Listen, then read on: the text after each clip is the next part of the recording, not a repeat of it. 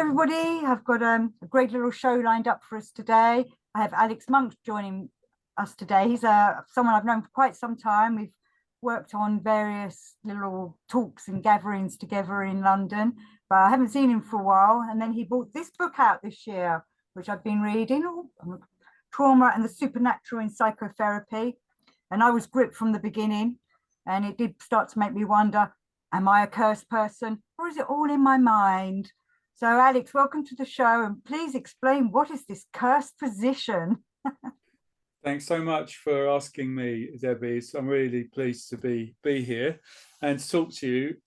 So yes, the cursed position. So how did that kind of emerge, or as a concept? Well, as you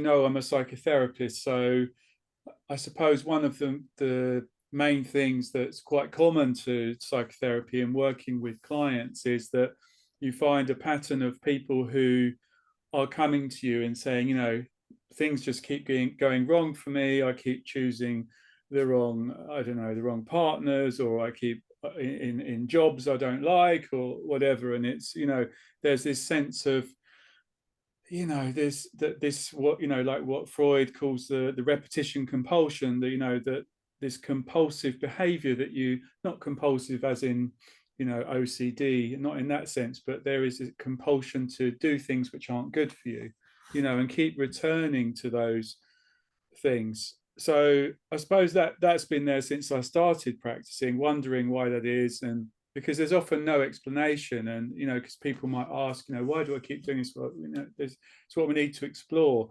So then I was reading Mark Fisher's book Ghosts of My Life, and there's an essay in there called Ghosts of My Life, and he talks about, I don't know, you know, Japan, the band, right, talks about David Sylvian, and he talks about the song Ghosts, and in that song David Sylvian's basically talking about this feeling, you know, that just as you're about to be anointed, you're just about to you know, to be crowned, or whatever the metaphor is, then something happens, you know, and the ghosts of my life, you know, whatever he says, blow wilder than the wind. And so there's this idea of this phantom which gets there and kind of spoils things. And I thought that is such an amazing, you know, I just thought that's such an amazing insight into this feeling, because I'd noticed that people were talking, again, clients were talking often about, you know, misfortune and the way it comes back as if it were a curse, because as if it wasn't coming from them, it was coming from an outside agency, you know, so that they might describe experiences where they felt that something had happened to them, you know, that there was a supernatural sort of quality to what they were describing. So something like of that nature. So that led me to sort of wonder about that and I was thinking also about trauma, you know, because the people that tended to have more developmental or relational trauma. So what I mean by that is trauma at early periods in one's life. So maybe with neglect or abuse, that those kind of clients would tend to have these more repetitive experiences, you know, that David Sylvian perhaps is talking about there in that song. And so then I started thinking about this more and looking into it more, and that's when I think I had read Freud's essay The Uncanny before, but then after reading this Fisher essay, I went back to The Uncanny, and it really made sense to me, because Freud in there is talking about this daimonic. He says, I think in the essay it's daemonic, and the way he's talking about it is a kind of, as again, this sort of, as I understand it, this very negative jeopardizing or sabotaging entity. But of course, as it's Freud, he's not talking about it as an entity in supernatural terms. He's talking about it as a, you know, some kind of psychic process that we can't understand, right? So that's from, I think he wrote that in 1919, that particular essay. And that had obviously somehow, influenced Fisher's work as well. So and in that essay, Freud talks about these two elements of the uncanny. So there's the Heimlich, which is the homely, and then we've got the unheimlich, which is the unhomely. And these are rough translations, because what the interesting thing he says in that essay is that these two words or adjectives, they're not actually, they may seem like opposites, but they're not. So they both kind of share aspects of each other. And so there's an unsettling element about that, because, for example, if you think about trauma, a lot of trauma happens in the home, right? So that, I guess, would be the Heimlich, the homely. But really, so one may think of the homely as a cozy place, but as these aren't actually opposites, they've got elements of each other within the words.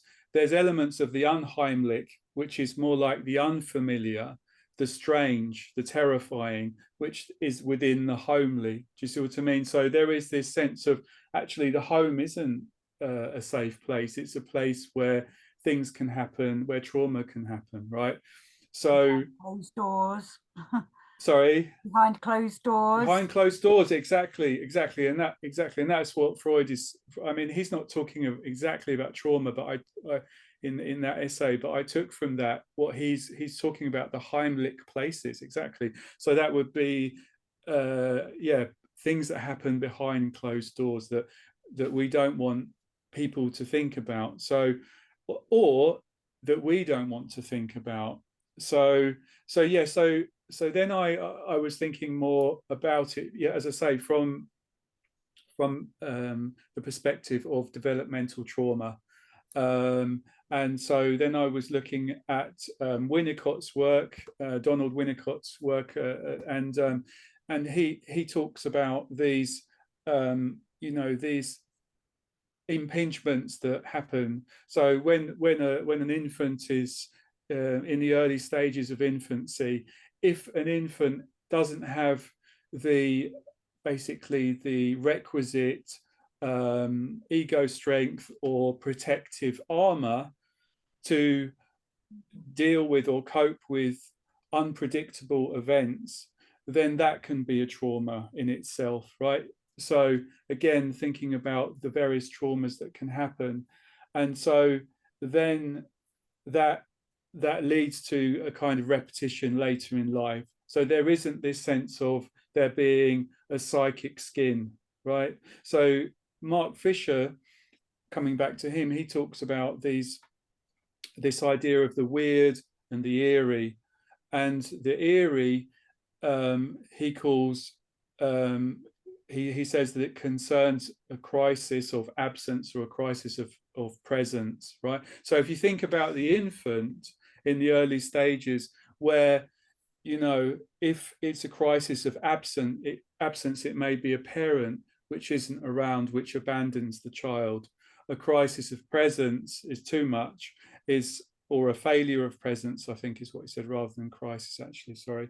A failure of presence is when, the parent can be impinging in whatever way, intrusive, So there's a lot. So in the book, I explore these areas, about kind of absence, presence, inside, outside, familiar, unfamiliar, all of these kind of opposites, and how the inner trauma for the person is that they find it hard to separate these elements and to know what's what, to know what's actually happening in my mind and what's happening in the inside world. What is that? Do I actually think this about this person or this relationship, or is that actually happening, or am I projecting this into my environment, right? So there's these, because of the trauma, there's these distortions that happen, right? So coming back to the actual idea of the cursed position, so all of these things that I'm talking about, a lot of them are happening at a pre-symbolic level, right? So there's a lot of these mechanisms are going on and we're not aware of it, right? So if you believe that there's an unconscious, then there's all of these things that we see in our dreams, these images that pop up, say hypnagogically. Sometimes we might say something weird, or we might have some kind of weird kind of memory with these things that pop up from the unconscious. But these are actually running the show, right? These unconscious forces are what's actually, and our lack of awareness of what's happening with those, or what's actually causing, according to the theory, is causing a lot of this sabotage. So that's where psychotherapy can come in, of course, because it can. The idea is that it can help people become more aware of these patterns of behavior, right? And what really importantly, what's happening intrapsychically, how people are thinking about what they're doing and what they're feeling, right? So it's not just about it's actually thinking about what's happening inside the person rather than what's happening to them, if you like. So in terms of the actual cursed position, the person, at what point does the person think that they are cursed as such? Well, some people might actually say, well, I feel like I'm cursed because things that, I've had that said to me. But more often than not, it's more things like, I'm just somebody who has bad luck, things keep going wrong for me. I'm the black sheep of the family. That's another common one. These kind of phrases which indicate that there's a sense of resignation, right? There's nothing I can do. And this is what I say in the book, that this is a kind of a failure to symbolize, right? Because the person can't really, that's all that they can really do, because a lot of the things that I've been talking about, which happen in early life, are pre-verbal, right? So they happen at a time when we don't have words, right? And you can't express ourselves. We can't express ourselves, exactly. So that kind of process is continuing in adulthood as well, right? So I divide that into two sections. So the pre-symbolic, or the unconscious elements, if you like, called the primary curse, right? So that's when we have these experiences and we're expecting to be cared for, we're expecting to be loved, because when we come into the world, that's what we need, right? So there is this, expectation may not be the right word, but some proto expectation, some very rudimentary sense, right, that is what we need, because when we come into the world, we're helpless, and we are relational beings, humans, right? So we need to be loved, we need to be cared for. So if there is an absence, in this kind of eerie absence, then that can create a trauma, and then that can create a need later on, right? So this sense of hoping something will be there and it not being there, or hoping to just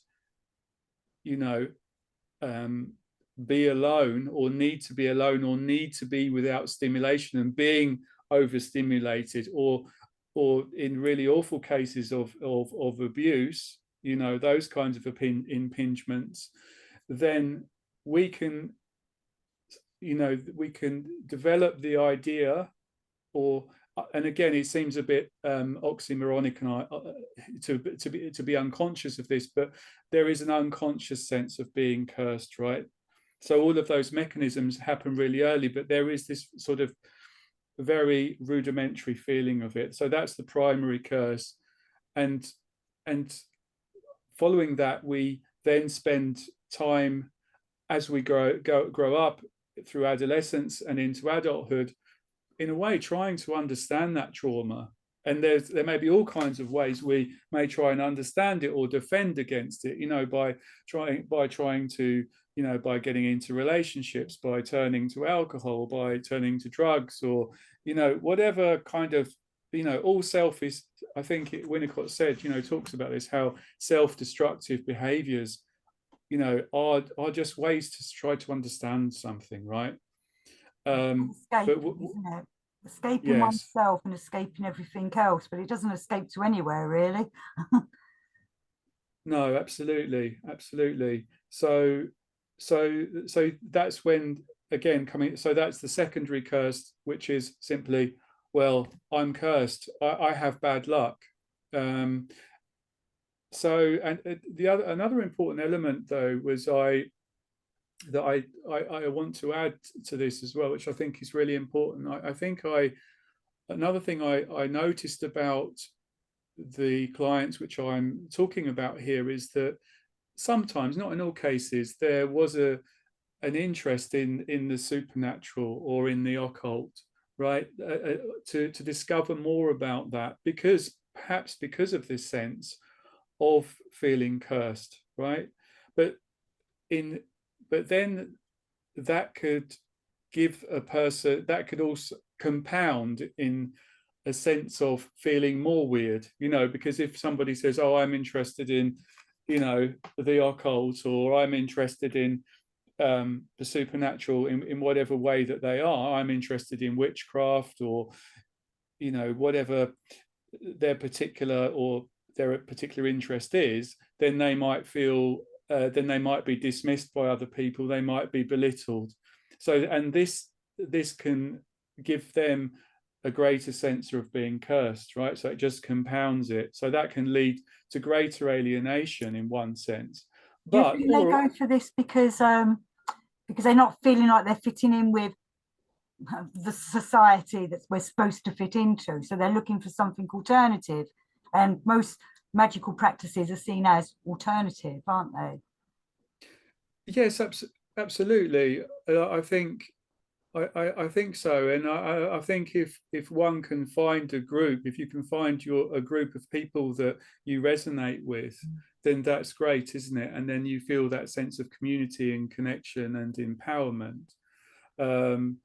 But I think, yes, if you've felt alienated or pathologized for who you are your whole life, and then you go into a therapist's office, say, and then or a GP surgery, or whoever, or you speak to your parents or friends, and then they dismiss your interest, then that can compound this sense of the curse. So that's another important part of the book, is how can we as practitioners, as therapists, be sensitive to that. There is this word that goes around in psychotherapy, and I think, which is like, magical thinking.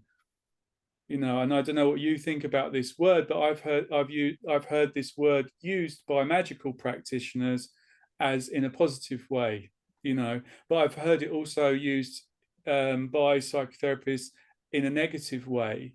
That's just magical thinking. Wishful thinking kind of thing, where I think it should be more, if they're using it properly, more of constructive imaginations to help lift oneself, more positive thinking.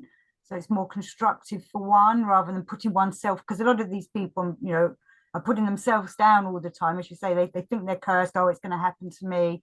Well, we need to perhaps turn that thinking round to be more constructive. I prefer that kind of way, but I have used the magical and heard of the magical thinking way as well. Yes, I mean, it's difficult because in the book I wanted to kind of sort of reflect both uses of it, really, because I guess magical thinking, if I think I'm cursed and I'm not going to be able to do anything for the rest of my life, then that's obviously not helpful to me, right? So that's a kind of unhelpful magical thinking. But yes, as you say, if, say, for example, you're somebody, I don't know, we were talking about sigils the other day, weren't we? So say someone, you do sigils and you find that helpful, or you read you read tarot, I don't know, whatever your thing is, that kind of that magical thinking can be really helpful and empowering potentially, right? So that, but I found it a bit confusing, really. So I divided it into two. between magical thinking, and the second one I used the term magical consciousness, right? So, but you could also say numinous consciousness, or however you want to put it. But I thought separating it out, then we could say actually magical consciousness is something which is more like what you're saying, I think, isn't it? It's a version of that. And magical thinking is perhaps this more when we have this sense of being powerless, and the forces of the universe are stronger than we are. We are fated. We are fated to fail, right? But also that form of magical thinking could be, I know that I'm going to do sigils, and I'm going to win the lottery, so I don't need to look for a job. This kind of thing. That's not going to be helpful either, is it? This is so, yeah. Well, I was actually talking to a friend of mine about your book, was encouraging him to go and buy it, and it got us talking onto the point of karma, because many people would think, well, all this is happening to me because of karma, whether it's from a past life or whether it's something I've done in this life. Is that the kind of thing you would discuss as well with people? You don't talk about it much in your book, I noticed. Yes, absolutely. I did. I wanted to write about karma. There's only so much I could write about, really, but definitely, I think to explore that more. But I didn't want to sort of just mention it kind of loosely, and I think I would have needed to research it properly and go going to Hinduism and Buddhism, etc.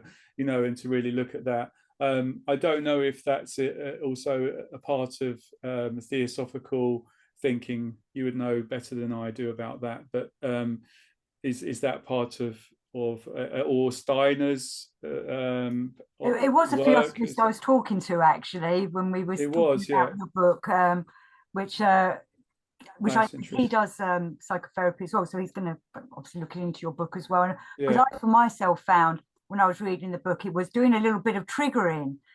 Obviously, I'm not a psychotherapist. I do kind of work more with people to try and help them with their soul. But it helped me realize, oh, this is how I need to talk to people about certain things. And especially I deal with a lot of people in the magical world. And your book covers a lot of magical people. Like we was talking the other day about Dion Fortune, and I read that the other day, which I thought was a very important part of putting in your book, because many people would, perhaps from the academic world or such, like, would poo-poo them kind of ideas, where you've managed to explain them in obviously an academic way, but also how it works on the psyche.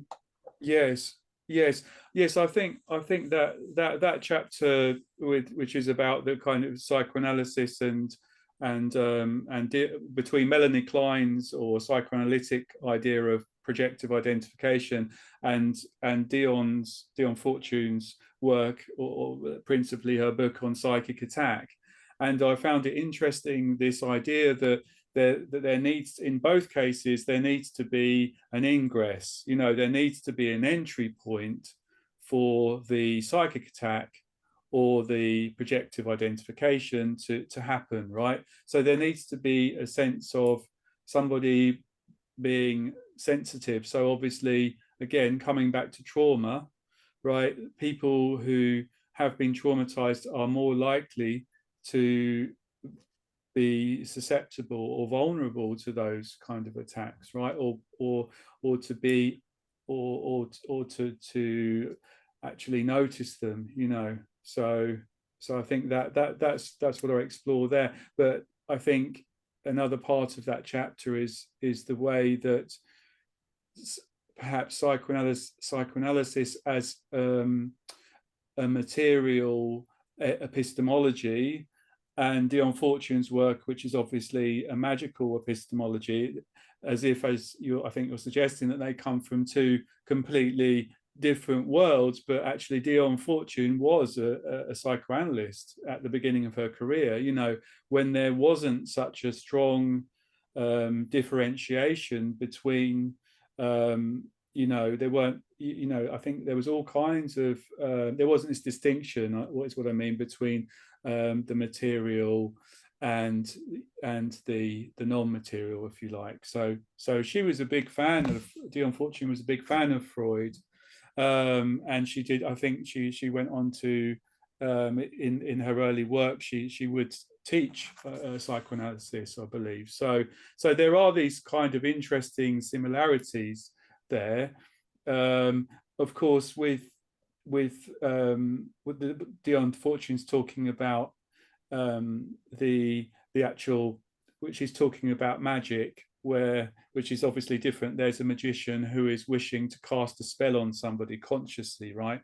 Whereas in projective identification in psychoanalysis, these things happen unconsciously between two people, right? So there is that important distinction to be made there. Yeah. This is one of the important things of for my friends that are in the Gurdjieff work. Gurdjieff talks a lot about the subconscious, which is the same as the unconscious, and how it's working its way up to us. And the subconscious is taking in all the things that we need and is trying to tell our consciousness it's leading us astray and making us do all these crazy things. Yeah. Which I know in many academic and psychological ways, they're saying, no, it's the conscious that's leading us, the subconscious that's leading us astray, which is why I found your book for Gurdjieff people. You would probably find it very interesting because you talk so much about what the unconscious can do, and also what the people you're quoting in it are saying about it. And a lot of these people I'd never heard of before, apart from is it Wincott? I had read some of his stuff. So I think it's you've got a fantastic way of putting it all across, where it's still accessible, but it's not let's say go down like a bit of a crazy route of we're all nuts, none of us know what we're doing. You're trying to help us to explain why this is happening to us, why our subconscious plays tricks on us, or we're not listening to it. Well, absolutely. I mean, this is the thing I wanted to. I mean, I'm trying to understand something myself. That's why I wrote the book. It's me trying to work something out. And you know, I'm a therapist. I'm not an academic, right? So this is a book, you know, just written by a therapist.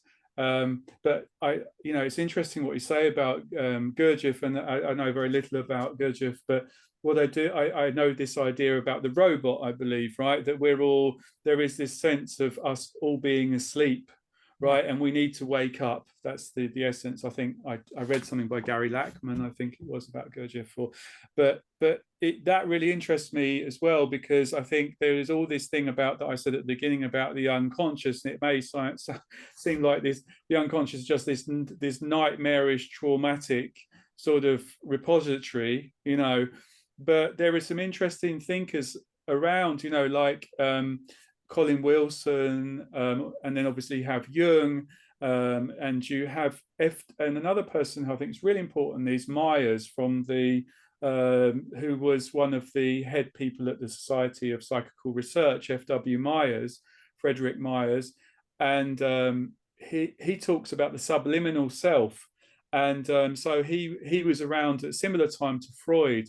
And so the subliminal self is unconscious, but the unconscious element is a bit like Jung's self, or again, I don't know about Gurdjieff, but say Colin Wilson talks about the superconscious. So the unconscious is a place where is a place of potential transcendence, right? So where we can go beyond the veil, if you like, of our material world, you know, and again, that speaks to the numinous synchronicity, you know, and I include the uncanny in that, you know. So in the book, the uncanny is a way of, it's just telling us, it's kind of nudging us, and it's giving us information about the archaic unconscious, right? So this is a very old part of us in our evolutionary history that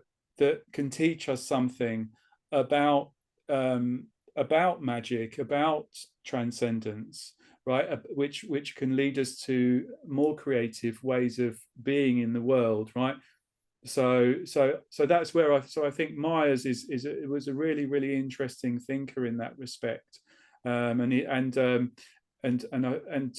I think Freud at that time really wanted to make his work on the unconscious distinct from Myers. It's a very interesting time, that period of history, but there's still, obviously, those reverberations are still here today. You know, people still talk about the split of Freud and Jung, for example, don't they? But but Gurdjieff, I'd love to find out more about that.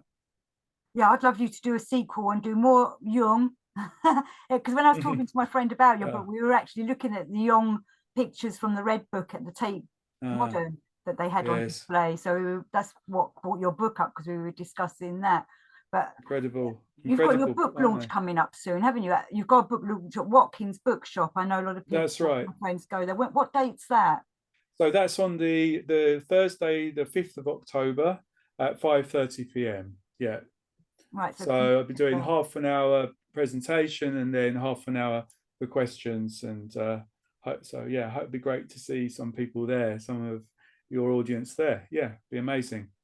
And if people wanted to get in touch with you, is there a website or anything that you have at the moment? Yes, I have a website which is alexmonktherapy.com. So, and my contact details are on there. So yes, please thank you very much, Alex. It's been really great chatting to you. We're going to run out of time. I'm just going to show your book again. In fact, I'm going to put the book as the thumbnail as well. Thanks, Debbie. Are you working on, would you do more on it, or are you just having a break from it all at the moment? Oh yes, I mean, I've got various ideas, but I'm not writing anything specific at the moment. I don't want to start anything until I've got a proper idea. So no, nothing, no further plans at the moment. I'm still kind of digesting that book, really, in a way. There is a lot to digest there, and I do recommend it to people. Like I was saying, I read it and it was like making me think all kinds of things about myself. It's like I was going through my own psychotherapy treatment with you, because I know you, so I can hear your voice when I'm reading it. Yeah. So just say your website. Say your website one more time. Yes, it's alexmonktherapy.com. Super. Or www.alexmonktherapy.com. Yeah. Wonderful. So everybody, thank you for watching, and thank you, Alex, for coming on board. Thanks so much, Debbie. Take care. Thank you. Bye-bye.